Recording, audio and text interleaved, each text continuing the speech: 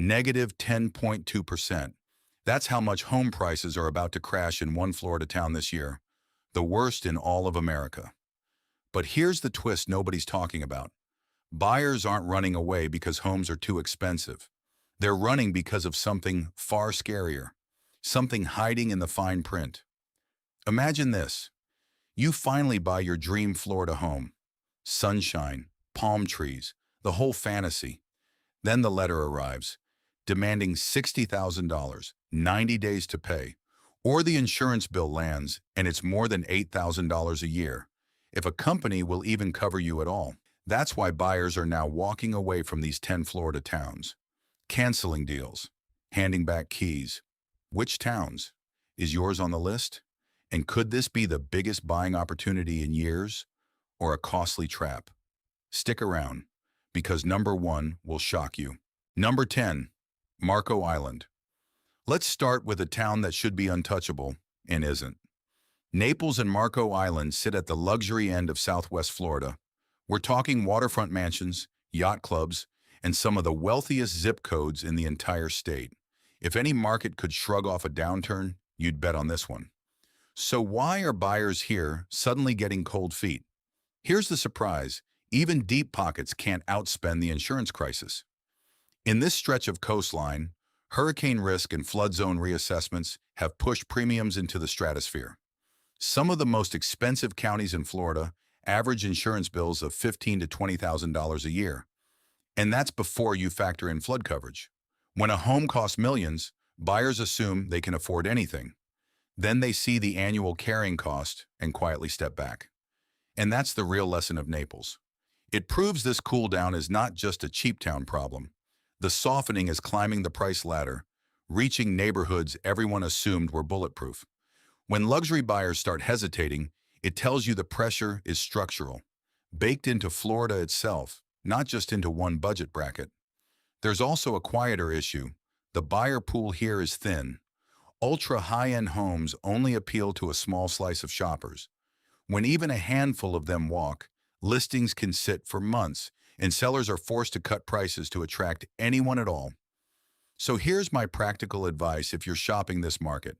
Never fall in love with a luxury home until you've requested its full insurance claims history and a current premium quote in writing.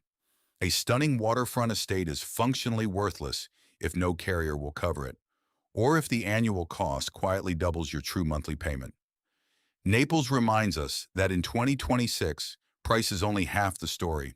The other half is whether you can actually afford to keep the home after the keys are in your hand. Number 9, Panama City Beach. Now let's travel up to the Florida Panhandle, where Panama City and Panama City Beach are telling a cautionary tale about what happens when a boom runs out of steam. This market posted one of the steepest year-over-year price drops in the entire state, around negative 5.8%. That's not a gentle cool down. That's a market visibly deflating. To understand why, you have to rewind to the pandemic. When remote work exploded and interest rates hit rock bottom, buyers flooded into affordable panhandle beach towns like this one. Prices shot up fast, sometimes unbelievably fast. For a couple of years, it felt like the party would never end. But here's the thing about parties that get too wild. The hangover is just as intense. That migration wave has now receded. Remote workers are being called back to offices, interest rates never return to those magical lows, and the out-of-state buyers who once fought over listings have simply stopped showing up.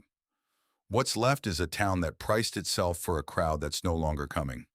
And this is the relatable pattern I want you to burn into your memory.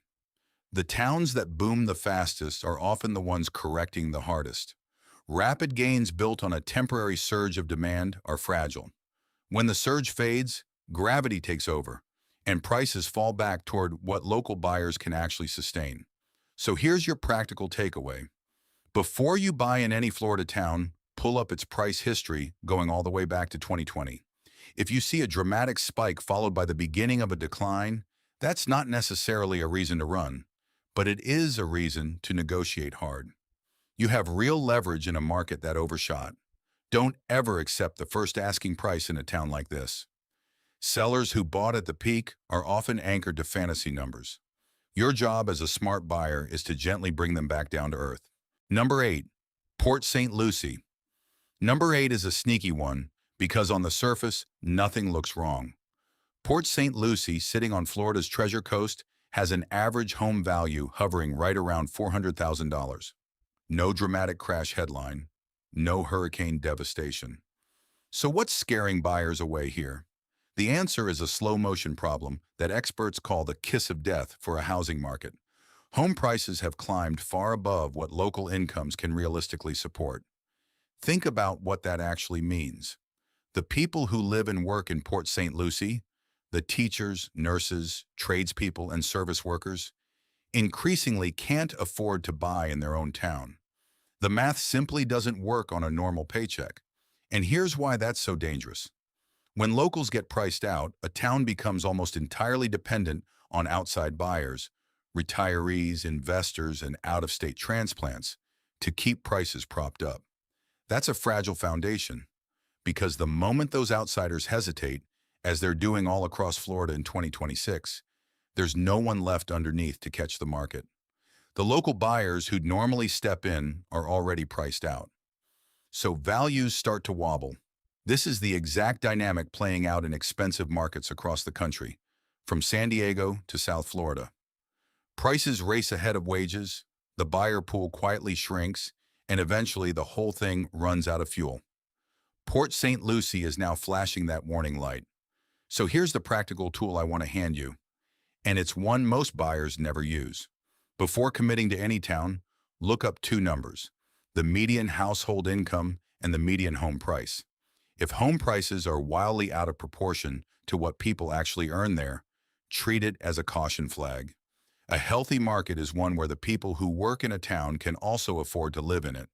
When that link breaks, you're often looking at a market running on borrowed time and borrowed money. Number 7. Lakeland. Halfway between Tampa and Orlando sits Lakeland and its neighbor Winter Haven, and this market has a completely different problem from the others on our list. It's not hurricanes. It's not sky-high luxury prices. It's something far more basic. There are simply too many houses. Lakeland rode the inland Florida boom hard, and builders responded the way builders always do. They built like crazy. New subdivisions, fresh construction, homes going up on every available lot. For a while, that felt like progress, but now the town is stuck with an inventory glut. More homes than there are buyers to fill them. And when supply overwhelms demand, prices have nowhere to go but down. Values here have slipped, and there's been a noticeable uptick in foreclosures, which only adds more discounted homes to an already crowded market. Now, if you're a seller in Lakeland, that's a tough spot. But if you're a buyer, this is genuinely good news. An oversupplied market is a buyer's playground. You have options, you have time, and most importantly, you have leverage. Sellers can't play hardball when there are 10 similar homes for sale on the same street. And here's the specific opportunity I don't want you to miss. In 2026, builders sitting on unsold new construction are the most motivated sellers of all. They can't afford to let finished homes sit empty. Every idle month costs them money. So they're slashing prices and piling on incentives, covering closing costs, buying down your mortgage rate, throwing in upgrades. So here's your practical move. In a flooded market like Lakeland, never pay the sticker price on new construction. Walk into that builder's sales office and ask directly what incentives they're offering this month. Ask about rate buydowns. Ask about closing cost credits. Ask what they'll do to close this week. The homes that terrify sellers in Lakeland are the exact same homes that hand disciplined buyers a fantastic deal. Position matters, and right now, the buyer holds it. Number 6, Ocala. Number 6 takes us deep inland to horse country, the rolling pastures and famous equestrian estates of Ocala. And Ocala carries an important message because it shatters a myth that fools a lot of Florida buyers. According to early 2026 data from the property firm ATOM, home prices here fell roughly 2.7%. Now that's a modest drop compared to the coastal disasters we'll cover shortly. But the fact that it's dropping at all is the real story. Here's the myth. Many buyers assume that if they just move far enough inland, away from the beaches and the storm surge, they'll escape Florida's problems entirely. No hurricanes, no flood zones, no insurance nightmare. Ocala sits comfortably in the middle of the state, so surely it's safe, right? Not quite. And that's the lesson. Inland does not mean immune. Even here, well away from the coastline, insurance costs still weigh on buyers. Florida's wind risk, its litigation-heavy insurance history, and the wave of insurers pulling back from the state don't magically stop at the beach. They reach inland too. So even in affordable pastoral Ocala, that invisible second mortgage of ownership cost still shows up on the balance sheet. The good news is that Ocala remains one of Florida's more affordable markets. Lower land costs and slower population growth keep home prices among the most attainable in the whole state. For budget-conscious buyers, that's a genuine draw. But affordability on the purchase price can lull you into forgetting the carrying costs. So here's your practical step, and it's a simple one. Get an insurance quote even for inland homes before you make an offer, not after. Don't assume that being away from the coast means being safe from the insurance crunch. Flood risk, wind risk, and rising premiums travel much further inland than most people realize. Ocala proves that in 2026 Florida, there's no such thing as a completely risk-free location. There are only buyers who did the homework and buyers who didn't. Number 5, and Clearwater. Now we hit the real shocker on this list, because Tampa was supposed to be the golden child. For years, the Tampa-St. Petersburg Clearwater Metro was the darling of Florida real estate. Booming job market, vibrant downtown, gorgeous Gulf beaches, a magnet for young professionals and families alike. It was the town everyone pointed to as proof that Florida real estate was unstoppable. So when I tell you it's cooling, pay attention. Realtor.com forecasts a home price decline of around negative 3.6% for the Tampa Metro in 2026. Now that number alone isn't catastrophic, but the significance of it is huge. When a market this large, this popular, and this economically strong starts sliding, it's a flashing signal that the shift sweeping Florida is statewide, not some isolated glitch in a handful of struggling small towns. If Tampa can cool, nowhere is automatically safe.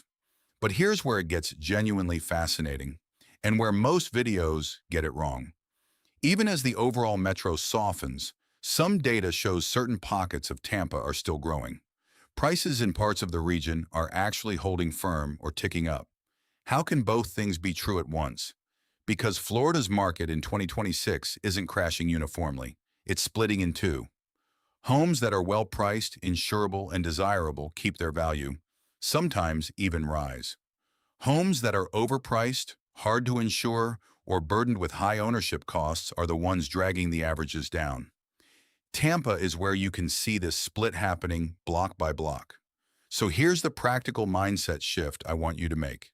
In a splitting market like this, citywide headlines will lie to you. Tampa is down 3.6%, tells you almost nothing about the specific street you're eyeing. Two neighborhoods a single mile apart can be moving in completely opposite directions. Your job is to go hyperlocal. Study the exact zip code, the exact neighborhood, even the exact block, because in 2026, that's where the truth actually lives. Number 4, Daytona Beach. Number 4 brings us to Central Florida's Atlantic coast. The Daytona Beach, Ormond Beach Metro, home of the world-famous beach you can literally drive your car onto. It's a region built on tourism, sunshine, and that easy coastal lifestyle. But Realtor.com projects this metro will slip about negative 3.6% in 2026, and the reason cuts right to the heart of Florida's crisis. The core problem here is exposure. This is a long, low-lying stretch of coastline, which means it sits squarely in the crosshairs of hurricanes and storm surge. And in 2026, that exposure translates into two brutal realities for buyers. First, insurance is expensive, no surprise there. But second, and far more damaging, insurance is becoming hard to get at all. And that's the killer detail I really want you to understand. It's one thing for a premium to be pricey. It's another thing entirely when private insurers simply refuse to write a policy on your home. When that happens, buyers get pushed toward costly state-backed coverage of last resort. Or in the worst cases, they can't get a mortgage at all because lenders won't finance a home that can't be insured. Suddenly, a home that looked affordable becomes financially impossible. That's exactly the kind of nasty surprise that makes a buyer walk away from a deal at the last second. Picture it. You've toured the home, you love it, you're ready to sign, and then you learn no company will cover it. The whole deal collapses. This is happening across coastal Florida right now, and it's a huge reason listings in this metro are sitting unsold. So here's your essential practical step. Before you buy anywhere near this coastline, don't just ask what insurance costs. Confirm that you can actually secure a policy at all. Get that confirmation in writing, early, before you're emotionally invested. In 2026 Florida, the question isn't only how much is insurance, it's can I even get it? Number 3, Punta Gorda. Now things get dramatic. Punta Gorda, a charming harbor town on Florida's Gulf Coast, has posted some of the largest home price declines in the entire country since the pandemic peak, with some measures showing values down a staggering 25% from the top. That's not a cool down. That's a full-blown collapse in confidence. So what happened here? In a word, storms. Punta Gorda took a direct, devastating hurricane hit, and the psychological and financial damage rippled through the entire market. When a town gets hammered that hard, two things happen at once. Buyers get spooked and stay away, and the homes that were physically damaged face a terrifying new problem. Here's the detail that makes Punta Gorda so unique, and honestly, so brutal. Once a home sustains serious hurricane damage, it can become uninsurable. And a home that can't be insured can lose its value almost overnight. We're not talking about shaving off a few percentage points. As one Florida broker put it, an uninsurable property gets absolutely creamed. It can plunge to a fraction of what it was worth just months earlier, because no lender will finance it and no cautious buyer will touch it. But here's the fascinating twist that makes this market so tricky to read.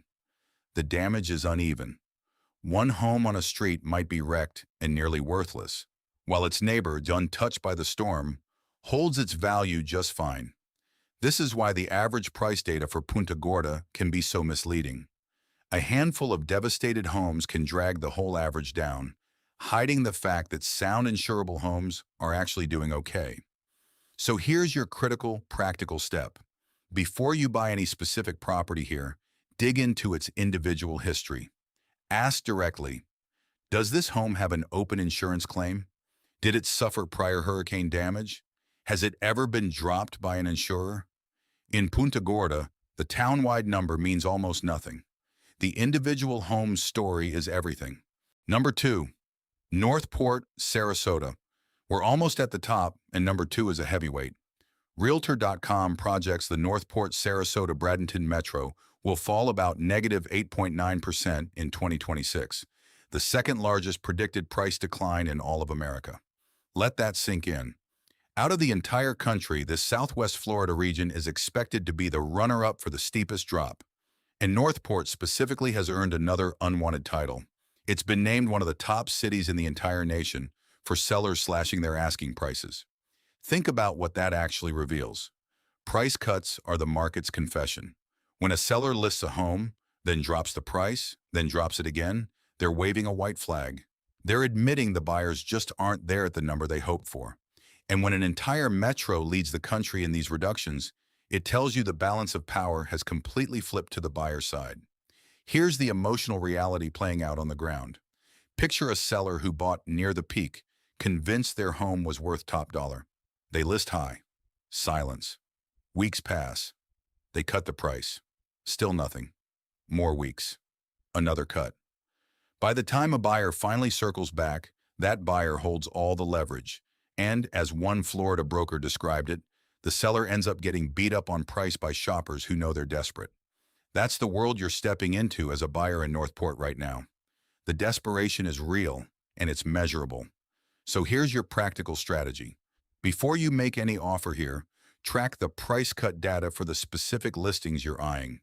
See how long they've been sitting. See how many times they've already been reduced. If a home has lingered for months with multiple cuts, that seller is exhausted and ready to deal. Come in low. Be patient. And remember, In this market, time is firmly on your side, not the sellers. Number 1. Fort Myers, and here it is. Number 1. If Florida's housing story in 2026 had a single epicenter, this is it. Cape Coral and Fort Myers.